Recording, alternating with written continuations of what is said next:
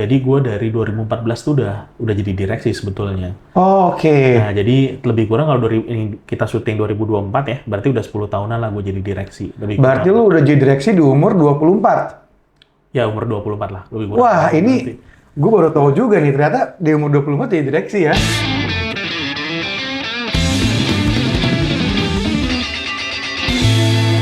Halo guys, welcome to our channel.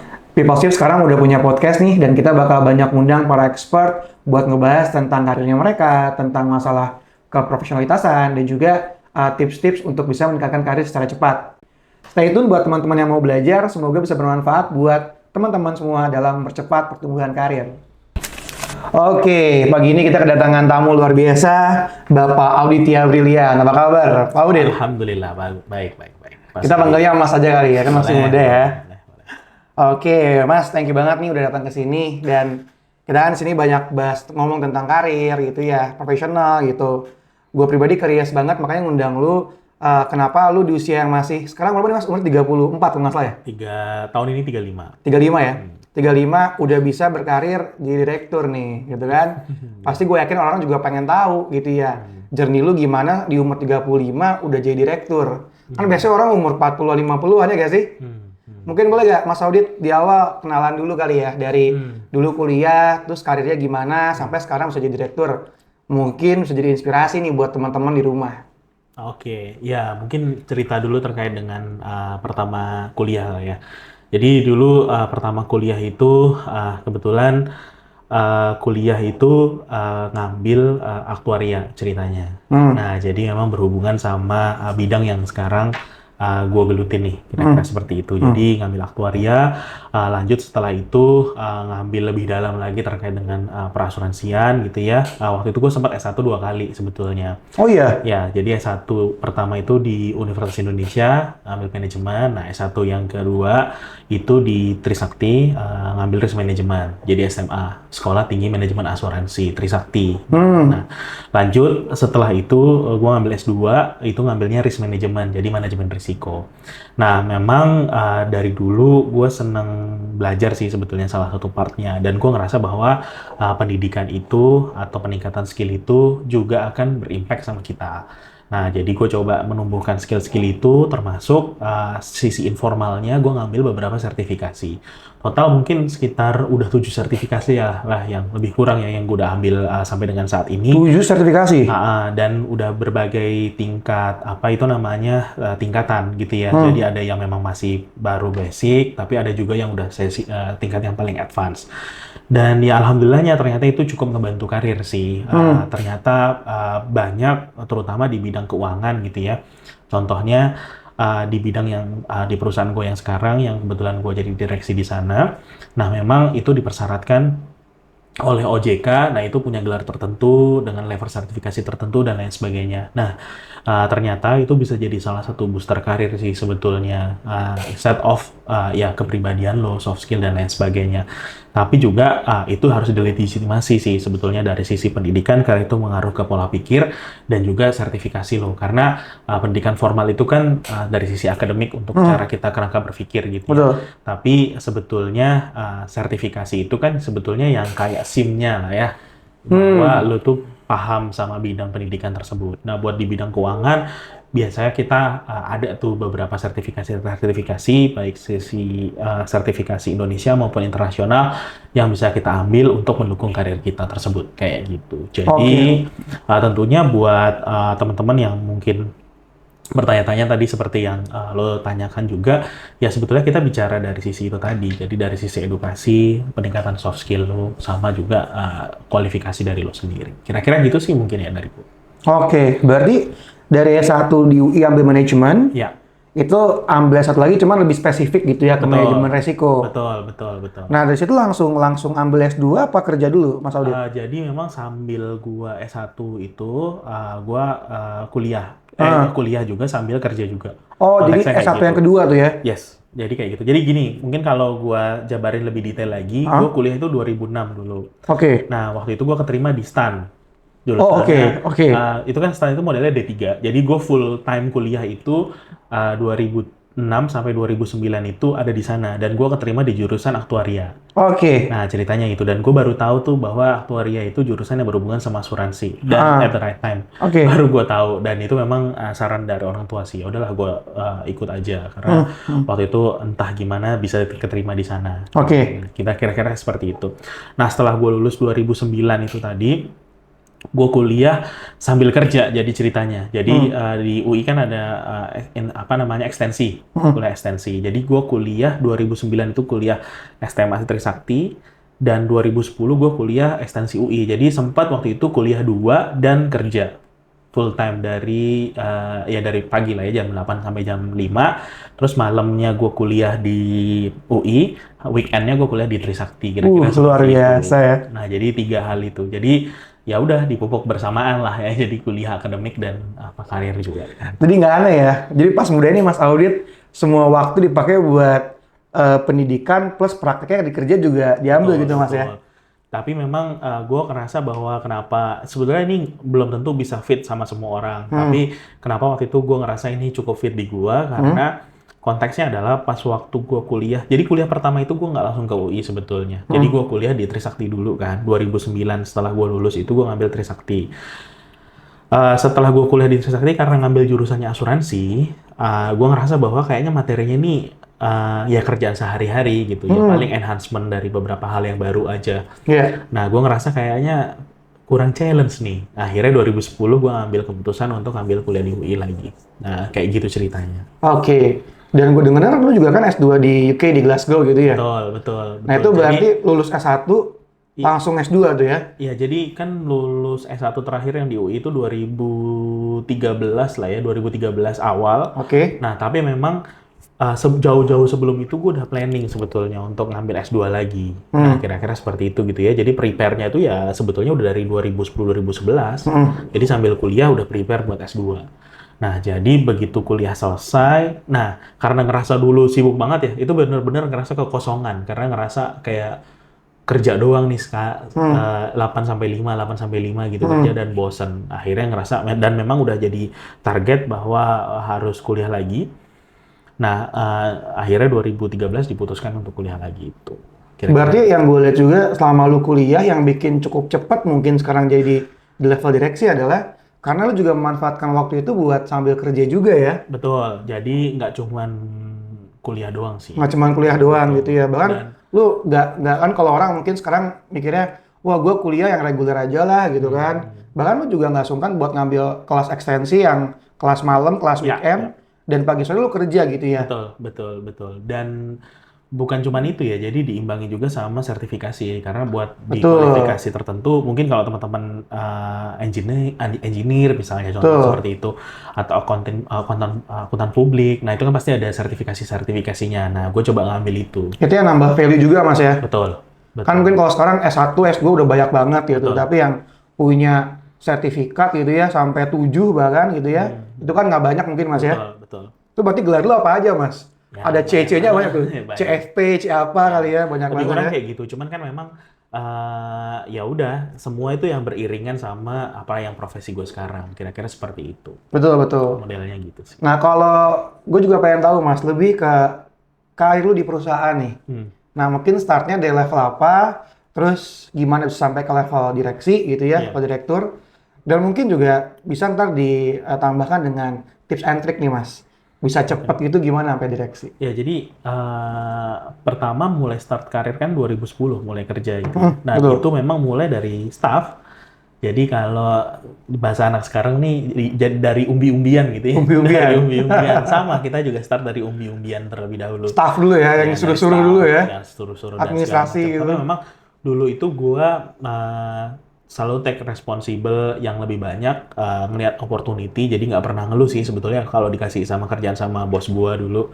Bahkan kerjaan yang cukup kompleks, yang cukup aneh, itu justru gua ambil. Karena di tempat gua dulu, mereka justru menghindar, gua justru ya udahlah kesempatan gua buat belajar. Jadi lu nyari kerjaan tuh ya? Betul, jadi kan bidang gua nih kan asuransi. Dan kebetulan asuransinya asuransi umum nih. Nah, asuransi umum. Jadi kalau buat teman-teman yang nggak tahu, asuransi umum itu biasanya kita asuransikan apapun selain daripada asuransi jiwa. Artinya mulai daripada aset, tanggung jawab pada pihak ketiga, terus habis itu juga asuransi macam-macam, Mobil ada asuransi gitu ya. mobil, asuransi uang dan lain sebagainya. Iya. Nah, contoh yang gue bilang adalah salah satu case kompleks itu asuransi pesawat terbang. Pesawat terbang. Dulu gue udah handle asuransi pesawat terbang yang nggak gampang gitu ya. Dari staff tuh. Dari staff. Oke. Jadi karena kenapa sebetulnya simple sih, karena awalnya itu semua polisnya kalau di asuransi kan kita ada bentuk penjaminan ya, namanya polis gitu ya, bukti penjaminan. Nah, bentuk polis itu kan karena asuransi aviation, nah semua basisnya itu dari luar negeri, artinya full English. Nah, itu tuh somehow buat teman-teman gua tuh dulu justru dihindarin gitu ya, karena full semua in English, komunikasinya in English, terus isi polisnya in English, quotationnya in English, semuanya tuh mereka justru menghindari. Nah, itu justru gua ambil sebagai salah satu apa itu namanya poin plus lah, kira-kira seperti itu ya, atau opportunity. Nah, terus gue juga sempat nge-handle oil and gas, misalnya contoh kayak gitu, atau asuransi perkapalan yang cukup kompleks case-nya kayak gitu Betul. ya. Jadi gue ngerasa waktu itu gue belajar banyak hal. Nah, kayak gitu. Masih staff tuh ya? Masih staff. Dan dari situ akhirnya mulailah gue dikenal lebih banyak orang kayak gitu ya. Terus dikirimlah buat perusahaan untuk belajar kayak gitu ya. Misalnya kayak ikut training ini, training itu dan lain sebagainya ya. Gue ambil aja. Termasuk gue ambil sertifikasi dan lain sebagainya. Jadi waktu itu gue cukup cepat sih ikut sertifikasi, terus lulus sertifikasinya kayak gitu, dapat sertifikasinya dan lain sebagainya. Sampai akhirnya gue memutuskan untuk S2 itu tadi. Kira-kira Oke. gitu. Dari staff terus ke jenjang selanjutnya apa direksi jenjang gimana tuh? selanjutnya, terakhir posisi Journey-nya, karir Mas. gue itu senior staff lah ya, lebih kurang di asuransi yang perusahaan asuransi gue yang lama. Terus gue resign. Nah, pas waktu gue resign, Berapa tahun tuh? 3 tahun lah. 3 tahunan ya? Kan 2010 ke 2013. Nah, 2013 itu gue resign. Nah, setelah resign, gue ambil S2, 2014 balik, sempat ditawarin di perusahaan yang lama. Cuman waktu itu, gue ngerasa kayaknya gue pengen ngambil challenge yang baru, masuklah ke perusahaan yang statusnya lebih kecil. Karena dulu perusahaan asuransi gue itu lebih besar lah. Oke. Saya seperti itu gitu ya. Nah, Masuk perusahaan kecil supaya perusahaan dapat lebih posisi yang kecil. lebih oke mungkin ya? Betul, tapi I see. waktu itu kebetulan pemegang sahamnya langsung percaya sama gue. Karena dulu perusahaan yang ini, itu dulu ex-klien gue lah, kurang lebih kayak gitu. Oke, gitu ya. oke. Nah, terus habis itu dia ngeliat bahwa gue ada kualifikasi ini, terus gue baru balik juga dari S2 dan lain sebagainya. Ya kebetulan waktu itu udah ditawarin lah jadi direksi. Jadi gue dari 2014 tuh udah jadi direksi sebetulnya. Oh, oke. Nah, jadi lebih kurang kalau ini kita syuting 2024 ya, berarti udah 10 tahunan lah gue jadi direksi. Lebih Berarti kurang. lu udah jadi direksi di umur 24? Ya, umur 24 lah, lebih kurang. Wah, Berarti. ini gue baru tahu juga nih, ternyata di umur 24 jadi direksi ya? Ya, betul. Cuman memang Dari senior staff langsung loncat nih ke direksi Betul, nih. betul. Oke. Jadi memang banyak yang gue skip sih. Tapi memang karena opportunity itu tadi. Jadi kualifikasi, terus edukasi juga mendukung. Terus kebetulan juga mungkin dia ngelihat, kan gue juga termasuk salah satu orang yang aktif di organisasi juga. Nah, ngelihat bahwa mungkin gue ada basic leadership mungkin ya, ngeliatnya kayak gitu. Si pemegang saham itu, jadi gue langsung ditawarin. Walaupun bukan jadi direktur utama ya, tapi jadi salah satu direksi yang kebetulan direksinya pegang direktur teknik lah, lebih kurang kayak gitu. Kalau sekarang udah dirut kan? Udah dirut. Oke. Kayak gitu. Jadi ya alhamdulillahnya ada kesempatan. Nah, terus ya udah meniti karir aja. Nah, kira-kira seperti itu. Cuman memang somehow jadi direksi ini seperti dua mata pisau sih kalau menurut gua gitu ya. Di satu sisi mungkin lo dapat opportunity yang bagus juga ya buat buat kenal banyak orang, terus habis itu ya mengendalikan sebuah bisnis gitu ya. Ya ini ibaratnya nih kapal lo yang nahkodain. Cuman di pisau yang lain, di sisi yang lain menurut gua adalah kalau memang teman-teman sadari bahwa direksi itu adalah puncak sebuah karir sih menurut gua. Jadi di saat itulah karir lo sudah selesai sebetulnya. Oke. Jadi nggak mungkin lo bisa naik lagi. Ya paling naik kalau misalnya lo direktur ya ke direktur utama. Karena kalau misalnya lo lari ke jenjang berikutnya adalah bukan ke komisaris sih kalau menurut point of view gua. Karena komisaris kan cuma pengawas. Jadi check and balances lah antara direksi sama komisaris. Perannya sebetulnya sama gitu. Ya peran berikutnya adalah ya lu jadi pemegang saham ya, entrepreneur dan lain sebagainya. Nah kayak gitu. Jadi kalau mungkin teman-teman melihat jenjang karir ya saat teman-teman jejak direksi ya itu udah berhenti karirnya. Nah, dan nggak gampang loh jadi direksi juga. Artinya ya semua bergantung sama teman-teman gitu, keputusan yang diambil teman-teman. Dan juga yang ngawas banyak nih. Nah, kira-kira seperti itu. Gitu. Apalagi buat Teman-teman industri di komisaris ya. keuangan kayak gitu ya. Bukan hanya komisaris, tapi juga karena ini berhubungan sama keuangan, pasti kan ada berhubungan sama otoritas. OJK Misalnya gitu OJK, ya. Oke. kayak gitu, PPATK dan lain sebagainya. Ilmunya harus banyak lah ya. Ya. Tapi itu jadi kayak model apa ya, endless learning lah ya. Oke. Ya, yang paling penting itu sih, gua rasa justru nggak ada sih sebetulnya kita bahwa belajar itu selesai gitu sampai kita udah kuliah gitu. Sampai dengan sekarang pun gue pribadi masih terus ngegali kan sebetulnya apa sih yang mungkin bisa dijadikan sebuah opportunity. Terus ini gini, kalau gue mau meningkatkan opportunity, berarti kan gue juga harus membekali diri juga ya Betul. untuk supaya gue bisa ngeliat tuh opportunity itu seperti apa sih. Nah, salah satu contohnya misalnya sekarang gue lagi kuliah lagi sih sebetulnya, walaupun kuliahnya agak Oh iya, lu kuliah lagi ya? agak nakal ya. Wah, Jadi ini gue baru tahu nih. Ya, gue kuliah lagi ngambil S1 di Jerman, ngambil Applied Artificial Intelligence. Ambil S1. Ngambil S1. Karena alasannya gue pengen belajar dari basic dan gue pengen ini belajar lebih dalam. Nah, kira-kira seperti itu. Karena Oke. gue nanti ada target sebetulnya ngambil S3 sih sebetulnya. Setelah ini gitu ya. Setelah ini ya. Tapi nanti masih usia 40 lah. 40 gue mau ambil S3. Nah, tapi sebelum ke sana gue pengen membekali dulu dengan berbagai ilmu sehingga nanti bisa menunjang gue sebetulnya untuk riset lebih dalam dan nanti ngasilin karya yang bisa bermanfaat buat masyarakat banyak. Kira-kira gitu. Oke, mungkin kalau gue simpulin ya. Jadi kalau buat dicontoh sama orang-orang, ya di level early career, memang akhirnya yang kita harus coba tekankan lebih ke curiosity atau kerja gitu ya. Kita coba ngelakuin lebih dari orang pada umumnya supaya dapat pengalaman, exposure gitu ya. Bahkan tadi beberapa tempat kerja lu sebelumnya juga hasil link dari perusahaan lu pas masih jadi staff kan, kayak gitu. Betul. Nah, di sambil itu juga kita harus mempersiapkan diri dengan ilmu-ilmu nih. Betul. Nah, mungkin di beberapa konteks pekerjaan lu butuh banyak sertifikasi gitu ya. Betul. Sertifikat-sertifikat yang memang menunjukkan keilmuan, makanya lu juga sering banget nih ambil sertifikasi gitu ya. Betul. Bahkan sampai 7 nih sekarang. Ya. Gue nggak tahu nih gelar lu bakal banyak banget kali Mas ya.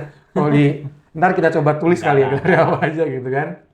Dan tadi juga ada poin menarik karena kita juga namanya mimpin perusahaan kan nggak cukup technical skills ya. Betul. Tapi juga ada organisasi skill atau mungkin leadership gitu kan.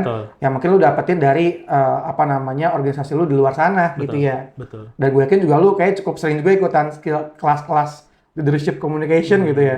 Karena kayak nggak mungkin nggak punya skill itu buat ngelit perusahaan. Betul. Jadi yang teman-teman nggak boleh lupa bahwa ya itu kan hard skill-nya gitu ya. Hard skill-nya, jadi betul. soft skill-nya juga tetap harus kita bangun sih sebetulnya. Karena kalau kita tanpa soft skill juga, nah akhirnya juga kita nggak bisa nih komunikasi dengan baik gitu ya dengan tim kita. Terus habis itu apalagi kita mengencourage tim kita supaya lebih juga bisa ikut lebih besar. Karena at the end kita nggak mungkin jalan sendiri kan. Nah, jadi harus jalan sama tim nih. Nah, gimana sebetulnya kalau kita mau jalan lebih jauh, lebih gede lagi ya timnya juga harus digedein dari sisi jumlah dan kapasitasnya gitu. Karena kalau dari sisi jumlah doang ya akhirnya kurang optimal lah. Tapi juga kalau dari kapasitasnya doang pasti burn out kan, kira-kira seperti itu. Betul. Nah, jadi ya diimbangkan. Dan itu malah yang penting buat scale up gitu ya. Betul. Nah, kira-kira seperti itu. Nah, karena kita nggak bisa kerja sendirian kan. Betul. Nah, at the end kan mereka juga ngelihat kan sebetulnya siapa sih role modelnya kan, kira-kira kayak gitu. Jadi kita coba set contoh yang baik juga buat mereka. Ya walaupun gue juga masih belajar lah ya, kan nggak semuanya hal gue bisa mencontohkan yang baik. Gue juga masih belajar. Nah, kayak gitu. Nah, cuman gue juga, ya itu, terus mengembangkan skill. Kayak kenapa gue ngambil data, gue ngelihat ini opportunity yang bagus banget. Dan gue ngerasa tim gue juga punya kualifikasi di sana, sehingga saat gue berdiskusi sama mereka, gue bisa ikut dengan bahasanya mereka. Oke. Terakhir mungkin Mas dari gue nih, gue pengen minta perspektif lo. Ya. Lo kan profesional keren abis nih ya. Enggak lah, biasa aja. Emang kalau orang keren tuh humble kebanyakan nih. Mungkin kan tren di luar sana banyak anak muda tuh yang ya gue nggak bilang salah ya karena baik juga gitu. Instead of mungkin berkarir gitu ya di perusahaan jadi profesional. Banyak yang juga mulai fokusnya juga gue ada istilah nggak perlu sekolah, nggak perlu kuliah, sekolah nggak penting gitu kan. Dan bisnis aja, freelance atau mungkin YouTuber gitu ya. Padahal di luar sana kan juga banyak teman-teman kita yang profesional gitu ya. Dan pandangan gue pribadi, nggak mungkin nih semua orang juga jadi entrepreneur, jadi YouTuber, jadi TikTokers gitu kan. Karena kalau misalkan semua kayak gitu, ya perusahaan pun juga nggak ada yang running kan. Betul. Nah, pandangan Mas Audit nih gitu ya terhadap fenomena itu gitu kan, terutama pesan buat teman-temannya karyawan gitu, Ya. tuh menyikapinya gimana Mas Audit? Gua ngerasa bahwa setiap orang tuh punya role-nya masing-masing. Cuman menurut gua untuk memaksimalkan role itu ya balik lagi ya harus bisa di-enhance dengan pendidikan sih salah satunya. Mau pendidikan itu mau diambil secara formal maupun secara informal atau keduanya itu tetap harus dilakukan. Kita harus belajar dari awal sampai sekarang pun masih belajar gitu. Kalau menurut gua kalau dia bilang bahwa kuliah itu nggak penting, mungkin informal way menurut perspektif dia enggak. Tapi tanpa sadar sebetulnya untuk mendukung apa yang dilakukan sekarang kan dia tetap belajar gitu ya. Betul, Jadi bentuk belajar itu kan nggak harus dalam bentuk formal, betul. bisa apapun gitu ya. Nah perspektif gue mungkin kayak gitu. Tapi yang teman-teman perlu ketahuin juga bahwa kadang tuh ada satu value yang nggak bisa kita dapetin. Bukan hanya kalau kita belajar gitu ya, entah itu di kuliah atau pendidikan informal yang lain.